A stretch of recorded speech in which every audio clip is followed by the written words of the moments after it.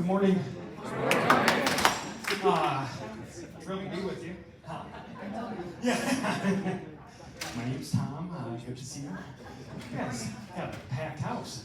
So I have a whole bunch of stuff I want to talk to you about, but first I think it's really important.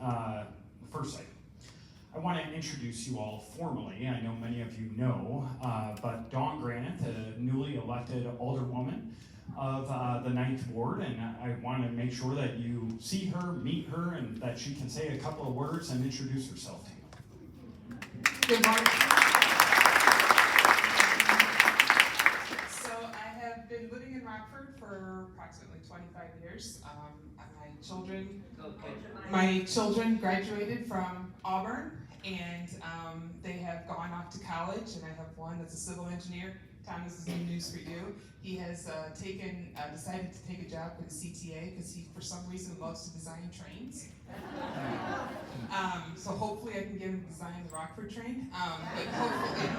But he's going to go work, and he's a fellow union. Now I'll have a fellow union child because with my past was the teacher union president of the Rockford Education Association. My second child is a physician starting her school as a physician assistant at Midwestern University, and my third child is entering his second year at Penn State Law School, and they're triplets. So I do everything. My life is always a 3. Whatever it happens to be. So the reason I say that is because one of the reasons that I ran was that I want my kids to come back home. We have had a huge issue in the past, and as Rockford, as a teacher, I saw that we had what they called the brain drain. We got them through high school, but we couldn't get them to come back after college. And Tom and the former city council and everybody have done a great job, and we need to continue moving that forward. But part of the reason why I'm doing this and part of the reason why I'm here is we have to keep bringing my kids back, your grandkids back. Everybody has to come back to Rockford. And now that my child, he lives in Chicago, Wrigley, in the Wrigleyville area, and he keeps talking to me about this and that, and I go, well, but now that he took the CTA job, I think I'm kind of stuck for Chicago for a little bit. But hopefully I can get him here, once we get our train, then I can get him here to design our train. But I think that's part of the reason why I'm here is because I do believe that, the school district, the city, everybody in the county needs to work together to be able to make Rockford a place that we can all call home. So I appreciate it. And there's a question. So I take a question? There's a question. I'm wondering, did he say older woman or older woman? Well, I technically retired from teaching in June, just a couple of weeks ago. Doesn't feel like retirement yet. I'm just on summer break, right? It won't be retirement until August when everybody goes back to school. But hopefully I'll be working a couple days a week with the students and the kids. Let's just say that I enjoy working with the kids. Not always the adults, but love the kids. But I am truly looking forward to working with Tom and everything going forward. And I do believe that Rockford is not only on the cusp, but we're over the cusp. We are there. We are the place that people want to be, and we just have to continue working to do that. So thank you. Thank you, Dawn. Okay, so as usual, I'll try to give you an overview of all the things that are taking place, but also want to make sure that I take any of your questions that you have throughout this. So just either yell as loud as you want at me or raise your hand. Do want to touch on, I'll kind of start where I think I normally start, which is with our city finances. We are still in a pretty good position. We are seeing some of our revenue projections fall a little shorter than what we anticipated. Some of our revenue that flows through the state and then comes to us are falling a little short. Right now, they're falling about $3 million under what we budgeted. On the flip side of that, our expenses, our departments are doing a really good job, and they're actually under budget as well.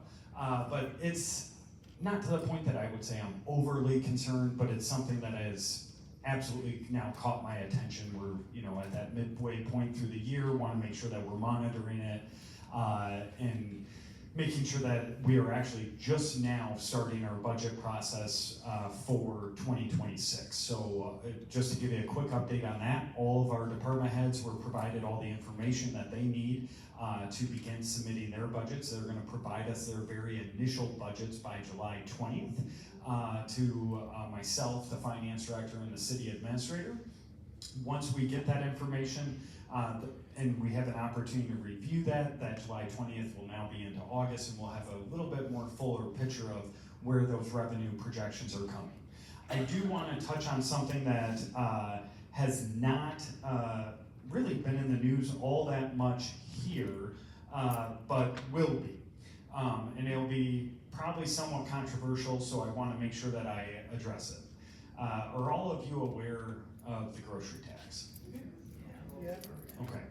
So I've mentioned it in the past, but probably didn't go into as much detail. So I'm going to bring you back a little bit, and then I'll bring you to where we're at today.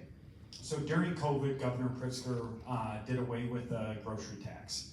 What he did during COVID was he actually refilled the revenue that the municipalities were losing from that grocery tax. So, and you should know this, the grocery tax in the city of Rockford represents about $8 million in revenue.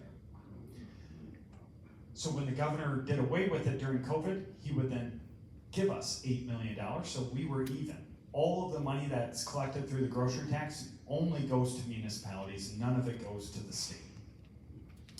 They collect it and they administer it out to all of us. So that's what took place. Then COVID, the grocery tax came back, and we all continued to pay it. Then, not this legislative session that just ended, but the previous legislative session, Governor Pritzker said he no longer wants the grocery tax in the state of Illinois. What he did at that point was two things. He provided all municipalities the ability to retain the grocery tax on their own. They just have to vote council to do that. Or they could do up to 1% sales tax over all goods and services outside of groceries, medicine, vehicles, and something else.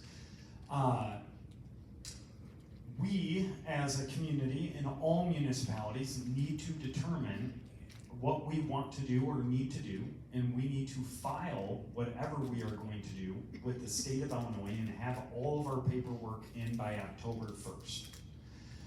So now is the time that we have to have this discussion.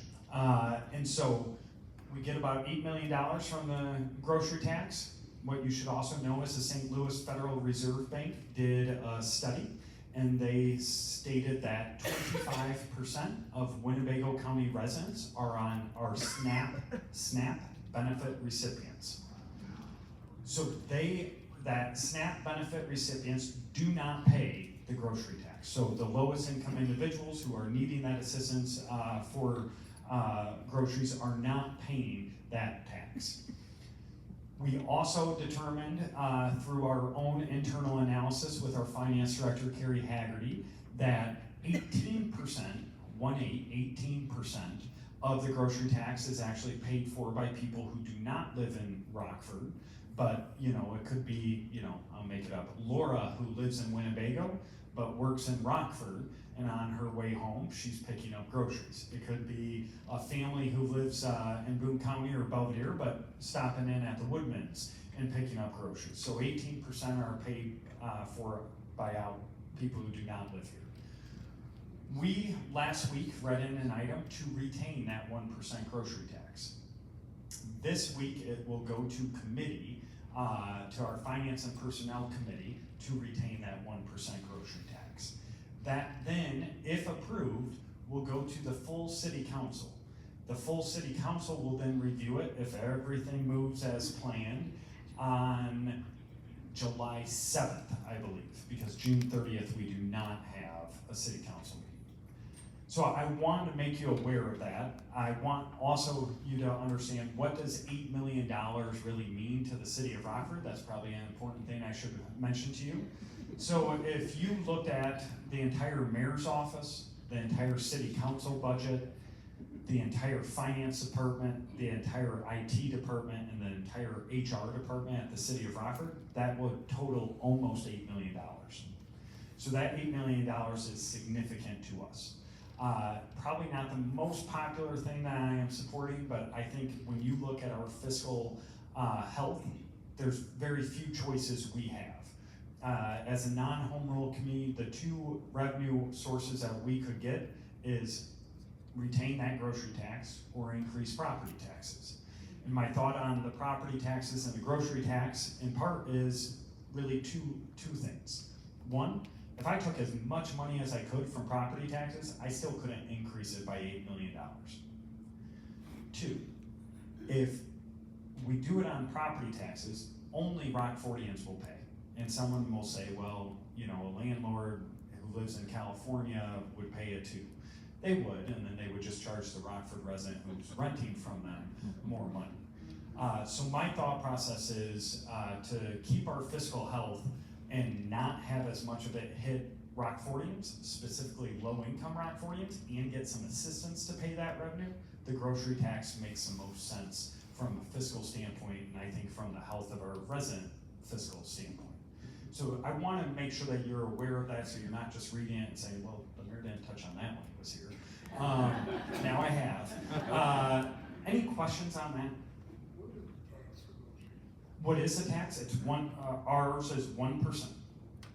And I will tell you, I am fortunate. I've been, even today, just elected for the 4th time to be the chair of what we call the North Council of Governments. So it's about a 3-county area that has about 17 to 19 different taxing bodies who are part of it.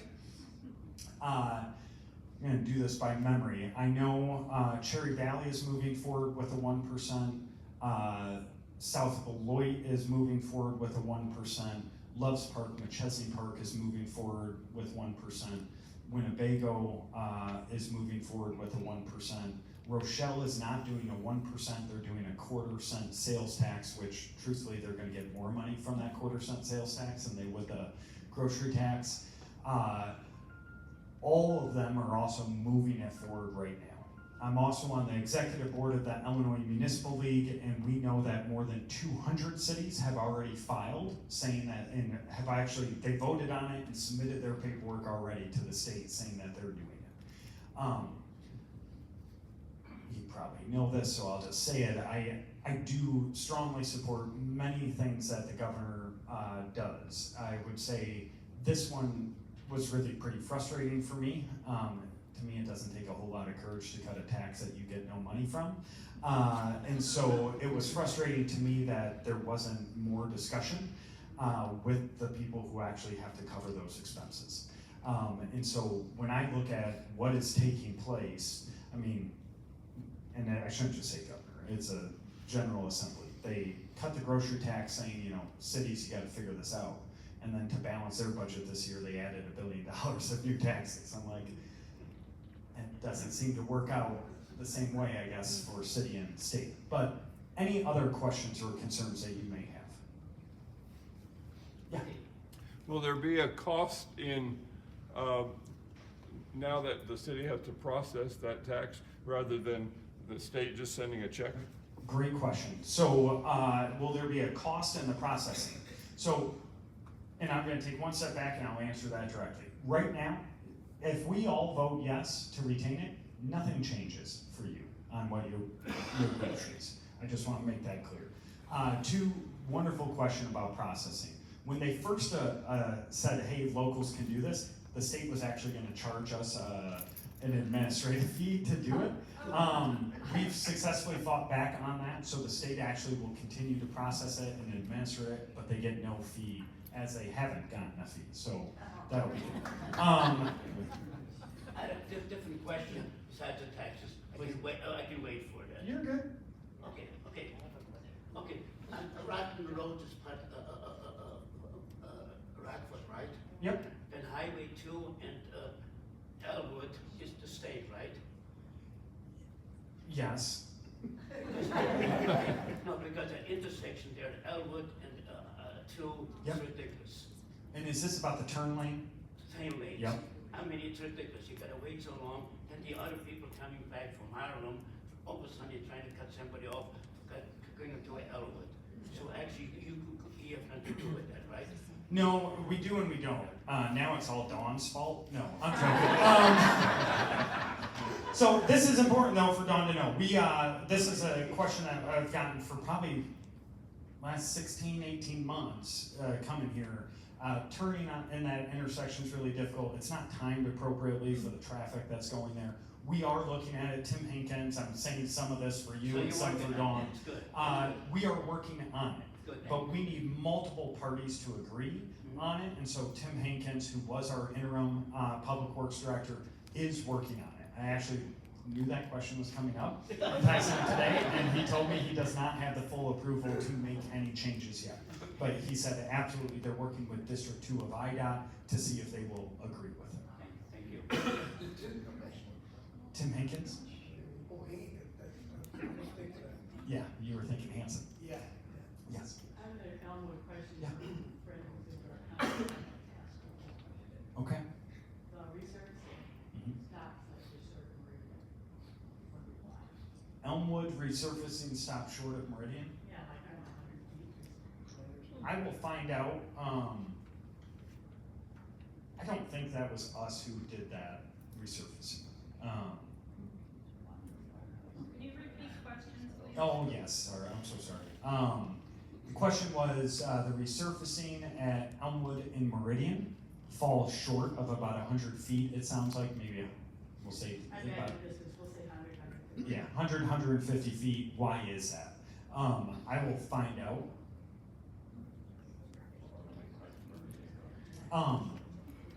I will tell you, most likely reason is once you get to that intersection, there's laws that you actually have to do the whole thing, and so they would have to do a lot more work just for that extra 100 feet, is my guess, but I will find out. Any other question on finance? Yeah? No, you're fine. Go back to the road. Are they gonna resurface the Elmwood beyond Owens Center? Do you know if that's gonna be done? Are they gonna resurface Elmwood beyond Owens Center? Or put a turn lane in there? Or put a turn lane in there? I will find out. That is, I'm 99% sure that's not a City of Rockford project. Okay. But I will find out for you and get back.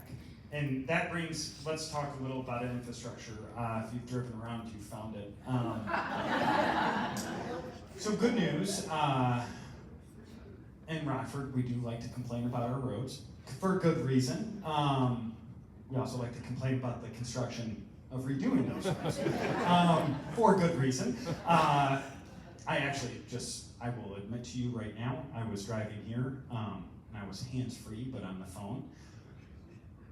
And I went down this road, I was like, why would I ever go down this road? I know that there's construction down this road, and I did it myself, and I complained about the construction, so I'm sorry. But really important, we have about $96 million of construction taking place this summer. You have major projects, 11th Street, Auburn Street, you have School Street, you have portions of Whitman, you have portions of Spring Creek, portions of North Alpine, portions of Mulford being done. Then on top of those major projects, you have 496 other unique construction projects taking place throughout the city. You really do need to allow yourself additional time this summer. There is a lot of work. They are doing their best to time it out, but we have in Rockford, a truncated construction timeline, so we are trying to do our best to time those out, but there will be some overlapping weeks that'll be really difficult movement throughout the city of Rockford. The good news, one thing that I should mention is, in redoing, we were able to do a big chunk of this because we had a budget surplus and we put a lot of that money towards major roads. In doing that, it allowed us to create a plan in our capital improvement plan to increase the amount of money going to neighborhood streets over the next 4 years. So roughly, an alderman gets about $325,000 for their ward for neighborhood streets. If you have alleys and things of that nature, you get a little bit more. We have a plan that by 2028, I believe it is, and maybe 2029, all aldermen will forever get 500,000. So the goal is to increase that to help improve all neighborhood streets. So bear with me, I'm not gonna have the right numbers, but next year an alderman may get 400,000, and then the next year 430, and then it'll get up to 500, and it'll kind of plateau at that point. But we know those neighborhood streets need a lot of work. Any infrastructure? Oh, good question. What's happening with Barbara Coleman? So you'll probably be reading some article coming out soon, and so the question is about Barbara Coleman, South Main. Bring you back a little bit, did a development deal with a company called J. Jeffers out of Wisconsin. In the very first phase, it's $106 million. Second phase is about $80 or $90 million, and the third phase is about $200 to $220 million. We put money into this project, so did a whole host of capital partners as well as State of Illinois. And I'm getting to your answer, but any money that we provided, just so you're aware, we provide money after work is done, okay?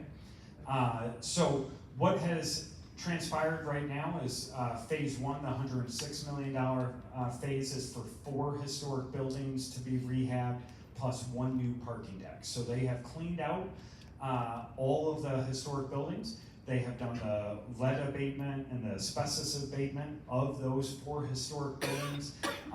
In building 5, which is a monster building on that campus that you very easily see, have now knocked out all the windows. They have also laid all the footings for the parking garage that will be going there. The last 4 months-ish, they have not done any work there. So the question, I think, is why and where are we at?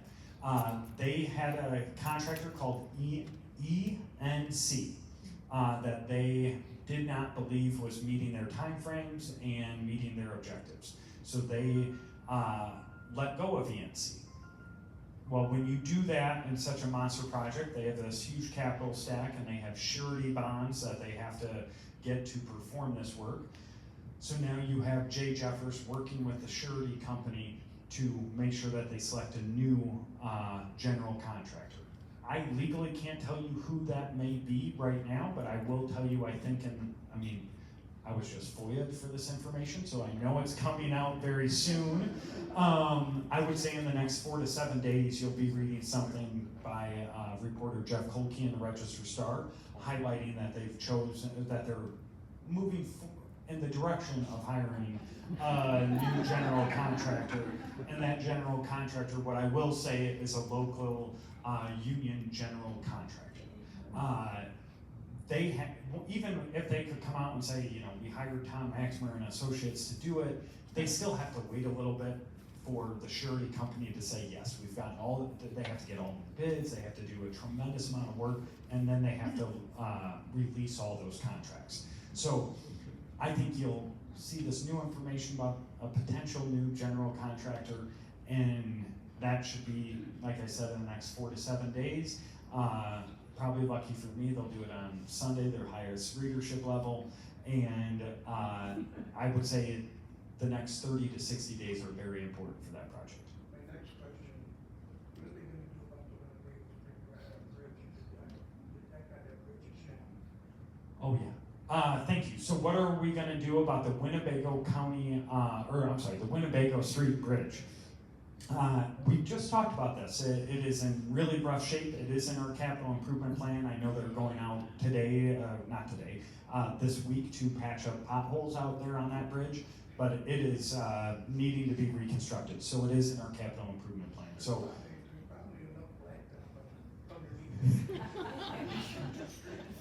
You're probably right. It is on our schedule. That I know. It is on our, Winnebago Street Bridge, is on our schedule, so that means that it's in our next 5-year plan to do. I would guess that bridge carries $5,000 to 7,000 cars a day. He said he guessed that bridge would carry about 5,000 to 7,000 cars per day. That's probably about right. Yeah. The Morgan Street Bridge, that carries 5. Yeah, I can do that. So my absent friend has a road question too. Your absent friend needs to come to this meeting. So, Riverside and the turn up blacktop, it appears that it might be going behind us in the quarry. You wondered about being recycled, or is that not what they're heavy trucks going back into the, something being dumped back in the quarry? So the question is that blacktop will be, the possible recycle? So start the question at the beginning again. So the torn up blacktop on Riverside Yep. is being hauled away somewhere. There are also trucks going back in John's Quarry behind us. Is that this blacktop, is it not possible to recycle some in Okay. So question was, Riverside being torn up, that blacktop looks to be potentially being trucked to a quarry. Is there a potential for that blacktop to be recycled? I'm happy I could repeat that, but I also have to tell you I do not. I don't know. Again, that would not be us that's doing that. Or you're saying West Riverside? Yeah, right off. Sorry, yes, that is us. Yes, right. I will find out. You can recycle blacktop and you can put it into a mixture. I don't know if that project's doing that or not, off the top of my head. A lot of that's in the bid specs and that contractor specific, if they're going to do that or not. I mean, That's his question, so. you tell him he has to come here next time to get questions. Yeah. I was wondering if there were any non-road things, topics that you would Please. like to talk to us about. Oh, what a fantastic question. Are there any non-road things? Yes, there's a lot. I'll try to roll through a bunch of updates for you. Always give you an update on Rockford Promise. So they had their first 50 graduates across Coronado State. We, as you recall, added Rockford University to that program. We have seen a 12% increase this year in number of applicants. We have members from every single ward in the city, or I should say scholars from every single ward in the city. We now have more than 400 of our kids on NIU's campus, and I want to say between 25 and 35 kids on Rockford University's campus, which it'll be the first year that they're fully funded. So it's been good. 70% remain first-generation college-going students, 60% are minority students. I will also tell you a new program, and we've mentioned this a lot, and I keep saying it's coming, it's coming. It's now here, the Excel Center at Goodwill. So if you recall, an Excel Center, it'll be the first Excel Center in the state of Illinois. Excel Centers provide individuals with a state of Illinois accredited high school diploma. It also provides free on-site childcare, which is the largest barrier our residents have to getting that high school diploma. And they have a partnership to get employment through Workforce Connection, job training, and things of that nature once they get that. They are going to the YMCA downtown is where it will be located. So it's a partnership with the YMCA and Goodwill of Northern Illinois. It's right on the bus stop. They will be in the space that Judson High School used to, or I'm sorry, Judson College used to inhabit. The first day that they opened up applications, they had more than 350 applications. I think year one, and this part is not, don't hold me to the exact number, I'll be very close. I think year one, they want to have about 150 students, and they'll move up to ultimately having 300 as a rotation by the end of year two. So they have some kinks that they know they'll work through, as all Excel centers have, in year one, and then they'll be moving on. But both YMCA as well as Goodwill are both very excited about it. Two other updates kind of on the education and training front. We do the workforce concrete program where we take at-risk young adults and put them through a workforce program. We train them to build sidewalks in our city. I got the opportunity to meet with all of the mentees and the workforce development students just about 10 days ago. They have already done a mile of sidewalks this year. Every single one of these participants for the last 3 years have entered into the building trades except for one. She just chose to go a different path. It's been highly successful. Their priority locations are around our schools and around our parks. So it's a real win for everyone in our city. It's been really good. Other program I want to give you a quick update on is called Winning Start. It has not officially started, but they're kicking it off. Winning Start means that every single child born in Winnebago County will be able to have free at-home nurse visits. The whole idea around this is to make sure that, number one, that child's getting the health care and the access that they need right from the beginning of birth, but also making sure that we are providing that same care and access specifically to the mothers, but to the entire family right when they are born. It's pretty neat what's taking place in Rockford when you look at really birth to 5. So you have that Winning Start program. You also have a program that is providing, I think it's called Reach Out and Read, a program that is working with pediatricians within Winnebago County. A child, when they're born, needs to have 14 total wellness visits, I think. And so at each one of those wellness visits, the child's going to be given a new book. The pediatrician is going to be talking to them and talking to the family members and kind of walking them through with utilizing that book as part of their appointment. The whole goal is to improve our literacy rates in the city of Rockford. So another really neat program, I think, starting. I will tell you, we also, City Council, maybe 4 or 5 weeks ago approved, maybe 6 weeks ago approved another group of funding for sculptures and public art in the city of Rockford. It's actually doubling the sculpture program, and I think, Dawn, was it 9 or 10, maybe 13? I was wrong. It was the number I didn't mention. It was 11 new sculptures going around our community, so you'll have some up on North Main, South Main, West 8th Street, Harrison, and another street. One downtown, I think, is also going in. So that continues to move forward.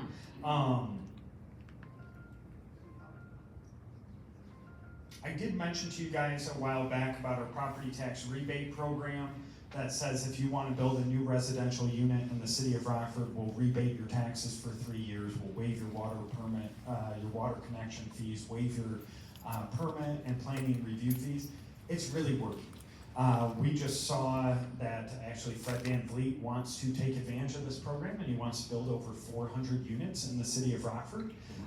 So to put that into perspective, the last highest number we had was pre-housing recession, and that was in 2007 with 230 total units.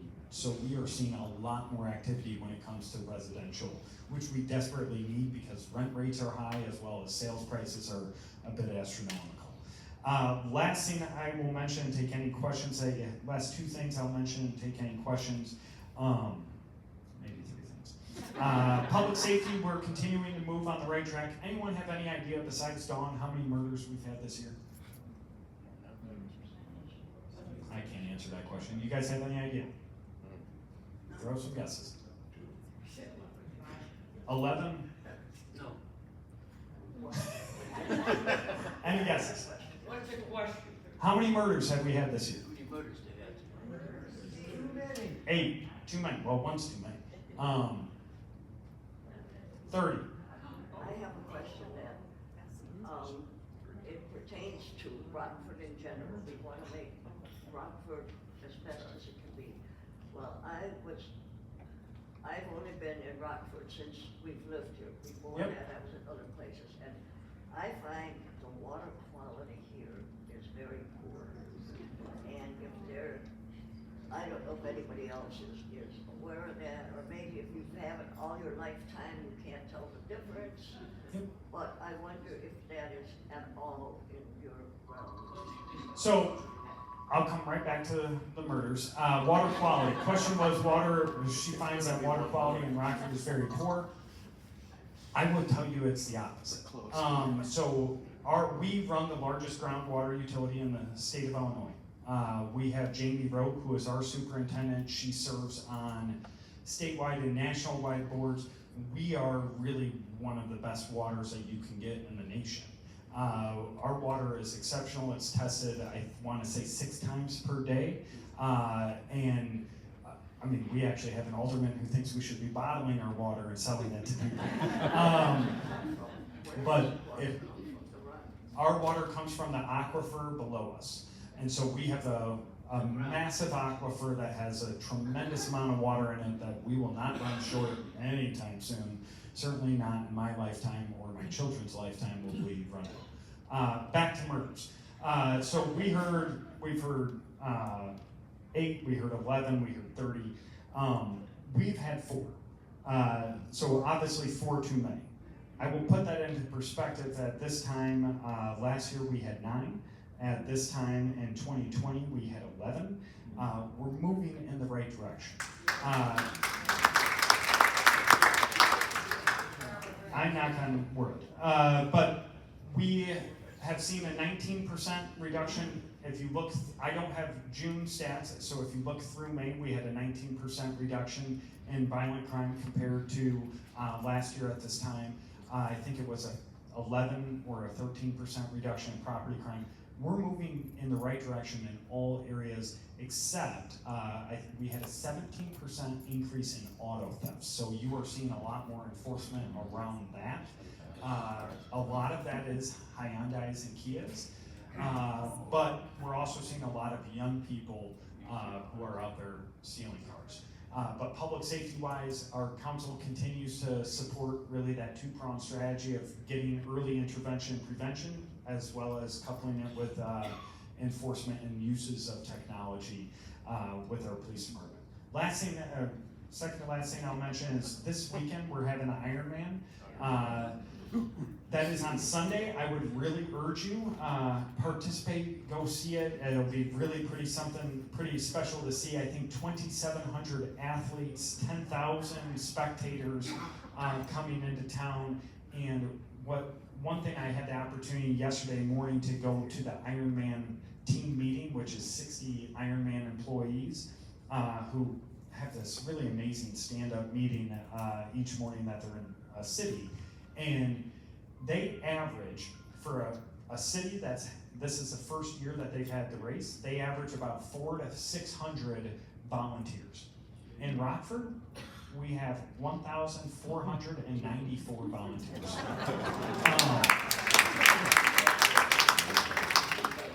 But I say that a couple of things. So one, it just says so much about Rockfordians, which is fantastic, but we are seeing a lot of things wanting to come to Rockford. We're seeing Ironman, first time ever in Illinois, chose to come to Illinois and chose Rockford. We have women's baseball World Classic is second time ever being in the United States, chose to come to Rockford in 2026. The American Hockey League, their All-Star game, is coming to Rockford in 2026. Other really big important thing, our population grew for the first time in more than 2 decades. It did not grow by a ton. It grew by 700 residents, but I'll take it. We have been losing hundreds of residents every year, and now we're starting to move on the other side. So that is really good.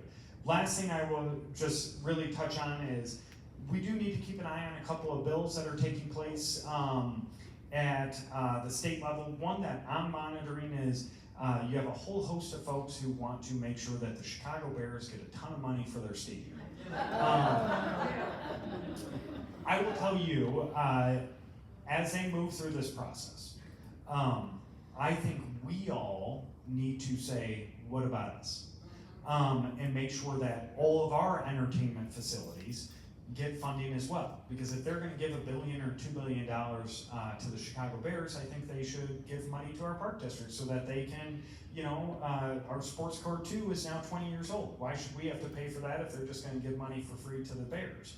I think when you look at the BMO and the Coronado, we should be asking for money and putting pressure on our state legislators saying, hey, if you want to support giving money to the Chicago Bears and those gazillionaires who own the team, give money to your own community before you make that vote.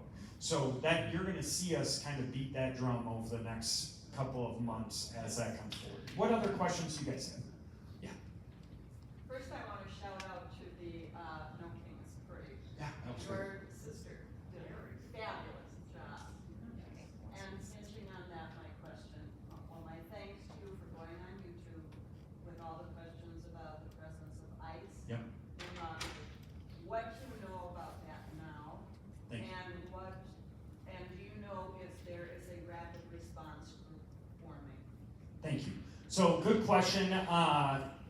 Tell me if I represent this question well enough or not. Question is about ICE.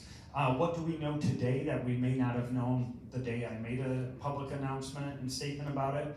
And are there rapid response teams forming? So we know a couple of things. We 100% sure it's Homeland Security, which, if you're unaware, ICE is a law enforcement agency underneath Homeland Security. They will not confirm that it is ICE. I will tell you, they have confirmed it's everything not, but saying it's ICE. I am confident today to say that it was truthfully, I was confident that morning when I saw it that I should say it, but I just can't super publicly state it, but yes, ICE was here. I'm also told ICE will be back a lot. It will be back not just here, but all over, and obviously the state of Illinois has a microscope on us for a whole host of really fun reasons. As far as a rapid response, I will tell you I was very frustrated that morning, so I can tell you internally at the city, we have a rapid response. I will tell you there are groups, I can't confirm that they have a rapid response, and when I say groups, I'll say community groups. I believe that they are organizing that response. It was frustrating to me that morning because they would not tell us who was in our community, they would not give us that information, and they actually didn't share it with many different departments and institutions that they typically would share. I mean, it's very common practice if anyone's coming into any city to do any law enforcement. I mean, if the state of Illinois is gonna, knock down Tom's door, they're letting Winnebago County Sheriffs know, they're letting the city of Rockford know. Heck, they're probably even gonna let the Park District Police know. I mean, they let everyone know. It is incredibly common practice. This day, none of that took place. And then me calling around, the chief calling around, I mean, I was talking with the Illinois State Police, I had talked to Sheriff Carolina, I was talking to everyone, I talked to the FBI, I was talking to everyone that you could, and not getting answers. I think there definitely will be back. I will say another thing, I guess I care, but well, I'll just tell you how I feel and determine if you like me or not. A frustrating thing that I think we're gonna see more of is federal grants now are saying that you get 10 points extra credit if the mayor of that community signs a document. And that document really says that we will share every piece of information about our citizens and residents of the community. It's a difficult thing for a whole host of reasons. One, we have a trust act in the state of Illinois, so I truthfully, and I'm waiting on legal opinion right now, don't know if I sign that, am I violating our own state of Illinois laws? If I don't sign that, I will also tell you, if you look at federal funding, 10 points extra credit, if you've ever filed a federal grant, you will know that 10 points is going to change who gets that grant. I mean, if you don't sign it, you're literally just saying, I'm not taking that money. It would be a miracle if someone didn't sign that and still got the grant while losing those 10 points. Unless everyone in the nation just all automatically said they're not gonna sign it, which we know is not the case. So there's all of that. Last thing I will tell you is, there is also the reconciliation bill, or better known as the Big Beautiful Bill, that is out there. I don't know every single aspect of that bill. What I will tell you is I have reached out to many of the largest nonprofits in our city. I I have reached out to Northern Illinois Center of Nonprofit Excellence as well as United Way, and I said, will you please share this quick survey with as many nonprofits in your network? And we want to know how will they be impacted. I can tell you right now, very few groups are not impacted. You're talking tens of millions of dollars not coming to the city of Rockford that has historically come. If that is to groups such as the YMCA, to Remedies Domestic Violence Shelter, if that's Northern Illinois Agency on Aging, to solar projects and programs for job training. You're talking tens of thousands of people who will no longer get the services that many have either depended on or need to either get a step up or just to survive. It is interesting. I say all that because, so Congress passed it, now it's at the Senate. The Senate will definitely be making changes, and then it'll go back to Congress. So I say all that, and we really don't know what that final bill. All of what I just said is just based on what Congress has approved.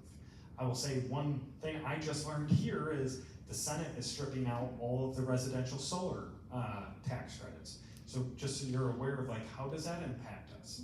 Well, one, if you're, let's say you're Tom McNamara and you got solar by company A, them stripping out all these incentives will probably cause most of these residential solar companies to go bankrupt. And so when my system needs some maintenance that I signed the contract for, and typically, what I've been told, and I'm not a solar expert, but residential solar is pretty amazing. You don't need any maintenance for 5 years. Almost always, you need no maintenance. But starting at 5 years, you start to need maintenance every year or 3 years and at your home. Those companies may not be here to provide that maintenance to all these homes who have purchased it. The whole thing is super considered. Yes. This is one question about the roads in this respect. Yeah. You're told not to use social media when you're driving. Yes. And on TV, they say, well, you can get it online. But if you're driving and you're not able to go online, or would it be possible to either have it distributed, flyers or signage or? About construction? Yes, because you go around the corner and all of a sudden there are barrels as far as you can see. Yeah, so Or maybe even in this picture, which I find you can't even reach them. that makes two of us. So the question was really about communication of all the road construction. You're not supposed to be on your phone, so looking at social media while you're driving. I will tell you, the city of Rockford, we are pumping out information multiple times per day.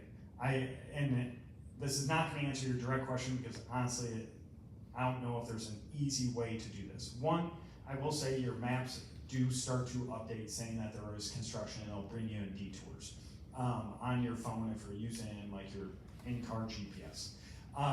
Two, we are providing all of this information to all of our council members, all of about 150 community stakeholder organizations, and every media station. We are pushing it out on our city website. We're pushing it out on our social media outlets as well.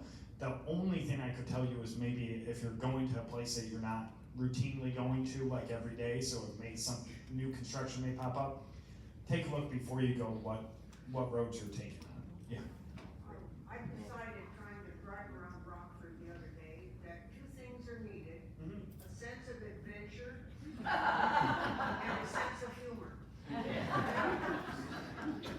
I agree. So you need two things to drive around Rockford: sense of adventure and sense of humor. Yes. I have a question about South Main. Yeah. It has really improved a lot in the last 20 years, both because of the city and other government, Yeah. entities as well as private efforts. But I noticed that in that block across from Graham Dinestra House. Yeah. Okay, some of the buildings look like they've been renovated, and others you can almost see disintegrate as you Yeah. drive by. So does the city have a role in that, that kind of situation? So, really good question. In on South Main, a number of things have improved, but let's be honest, there's a whole 3 blocks of really primarily dilapidated buildings. There may be 1 or 2 kind of diamonds in the rough, but 3 blocks roughly of really difficult area. So I should mention this. We actually became designated as a cultural district in huge part up and down South Main, right around the Graham Genestra home, Ethnic Heritage Museum. In that area is where it really begins. What that designation does is it allows us to go after additional funding that not every community can. And so we can get up to $3 million. We won't use it solely for this, but a big piece of what we want to do is use those dollars to help some of those businesses that have been there for a long time, that help them reinvest, but also maybe provide some additional incentives to get new businesses over there. I can tell you in talking to people who own those properties, some truthfully are probably far too gone, but many are not, and they're actually, I think once you see Barber Coleman jumpstart again, I think you'll see more and more interest, because I know those owners are contacting us saying, hey, because a lot of them have had this in their family and they're like, how do we do this? We've never had someone reach out to us to buy, so our team is trying to work with them to help them through that process if they were to sell it or get a new tenant. Yeah. Video about you biking your bike. Yeah. Are you a participant in the marathon? All right, I've been coming here for 8 years. You guys should know me by that. I am not a participant in the Ironman. I am a fan and supporter of anything coming to Rockford, and so I get really dorky videos on social media that my wife called really dorky. Yeah, that's all I do. I could go golfing, but I'm not going to be doing anything for 70 miles in one day. Other questions? Yeah. Would you ever have red light cameras in Rockford? Question was, would I ever have red light cameras in Rockford? In Winnebago County, we are not allowed to have red light or speed cameras in the county. It's a state of Illinois law. They allow 8 counties in the state to have red light or speed cameras. Winnebago is not one of them. I will tell you, our local legislators would not support it. I think statewide, you will not see anyone get new red light or speed cameras for a host of reasons, probably 2 big reasons. One is some municipalities have some municipalities have really targeted all of their enforcement of red light and speed cameras in just black and brown neighborhoods, so there's a lot of people who don't think that's okay, which it isn't. The other is you have had a number of elected officials get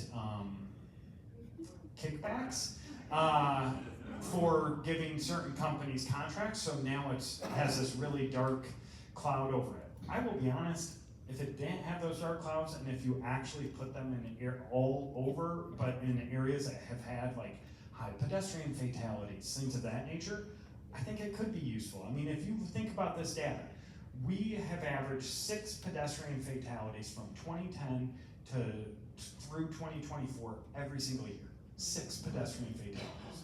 But you see so many people driving the red light. Yeah. Be so careful now. And then, yes, you are correct. So many people running red lights. We also have averaged 16 fatalities, traffic fatalities every single year from 2010. So we have put together a pedestrian task force, which won't just be for pedestrians, it'll be really traffic safety task force, which we will have folks from the school district to the health system to obviously the city, Region 1 Planning Council. We have someone from the NAMI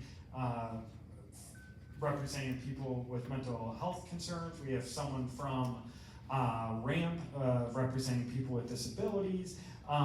We have a really broad net of individuals. We have someone from Drive Right, someone from the police department, all joining in to say, what can we do short-term, medium-term, and long-term? Really the 2 big things that we need to do, well, 3 big things. 1, people need to get off their phones and actually pay attention and follow the rules. 2, we need to continue to increase the amount of enforcement There were several years that we did not do a good job of that, even while I was mayor, I will say. It was through the pandemic. We just didn't do as much traffic enforcement. And then the third is we need to construct our roads in a manner that slows people down. And that we are doing. Some people do not like that, but we are doing it, and it's been proven to be effective. Like you look at Broadway, we went from 4 lanes to 3 lanes. We dropped the average miles per hour by 7 miles per hour by doing that, and we also reduced the number of accidents on that stretch by 42%. Did it make some people, call the mayor's office and complain that they now are a little bit slower to get to their job or whatever? They are. They may need to leave a minute or 2 earlier, but it's really had an impact. So we're seeing moving 4 lanes to 3 having a big impact. Any other last question? Yeah. What they need is a police to be riding around. Yeah, we need more enforcement. When you see a police car, you take your foot off the gas. Mr. Bowlby, you should be doing that anyway. Any other, yes? The electric boxes, the way they're decorated. Yeah, I think that's a real plus. it is. So, It's just a real eye catcher and it doesn't slow you down or anything No. like that, but they're very cleverly done. mentioning electrical boxes being wrapped, those are all, by the way, wrapped with local artist artwork. Those are really amazing. I think there's now 80 of them. And I think we now have more than 50 murals. And with this new group of sculptures, I think we'll be into the 30s. I think I'm biased, but I think our Arts Council and our arts community is doing a great job. We have a regional, a Rockford Arts and Cultural Plan. We now have a funding stream for it.